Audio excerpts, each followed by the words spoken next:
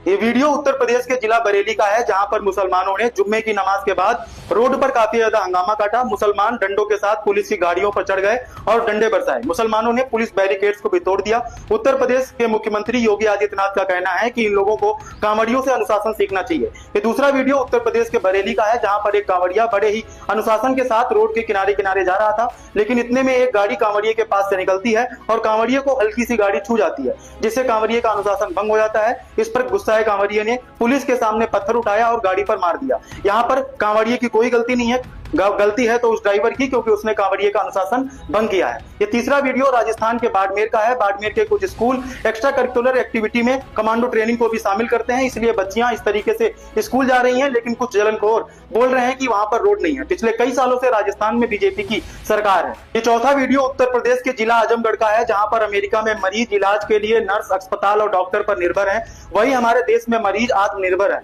आपको और कितना विकास और बदलाव चाहिए। ये पांचवा वीडियो उत्तर प्रदेश के कुशीनगर का है, जहां पर किसान खाद यूरिया की कालाबाजारी से काफी परेशान है, लेकिन अभी चुनाव के टाइम कोई जुमलेबाज आएगा और इन लोगों से बोलेगा कि आप हमें वोट दो, हम आपकी आय दोगुनी कर देंगे, तो ये लोग उनको वोट दे देंगे। खैर, मुझे क्या लेना देना। ये छठा वीडियो उत्तर प्रदेश के कानपुर का है, जहां पर पिछले कई घंटे से लाइट नहीं आ रही थी, इसीलिए लोग परेशान थे। परेशान लोगों ने पावर हाउस के बाहर जाकर धरना प्रदर्शन किया। इस पर कानपुर के दरोगा दिनेश सिंह ने कहा कि लाइट नहीं आ रही है तो आप अपने घर पर चुपचाप पड़े रहो, अगर विरोध किया तो इतना मारूंगा कि भागने का रास्ता नहीं मिलेगा। खैर, मुझे क्या, मैं तो चला खस्ता खाने।